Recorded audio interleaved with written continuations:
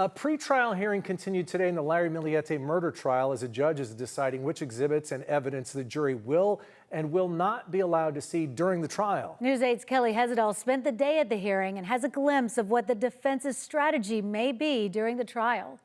And the hearing went on all day today, lots of back and forth.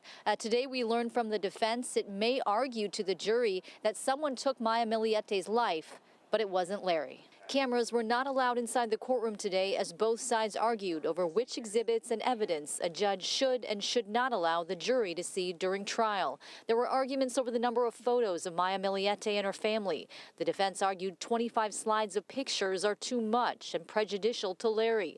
There were also arguments over text message conversations like this one, where Maya told her friend Larry broke a door because she refused to open it. Legal expert Brian Watkins. Every text message is important, and the admissibility of every piece of evidence must be scrutinized by the judge. If that's an evidence that shouldn't be admitted, then the case will be overturned on appeal. Meanwhile, the defense team gave a glimpse of a theory it plans to put before the jury. Larry didn't take his wife's life. Someone else did. They have three options that they can go for. They can say she's still alive and she's out there living her best life with some item which she always dreamed about, probably with another man. Or they can go the route that say she is dead, but I didn't kill her, someone else killed her.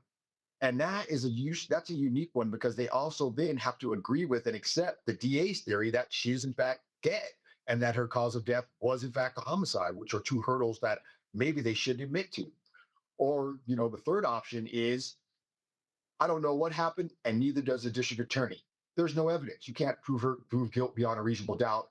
The bottom line here is we don't know. This is a mystery.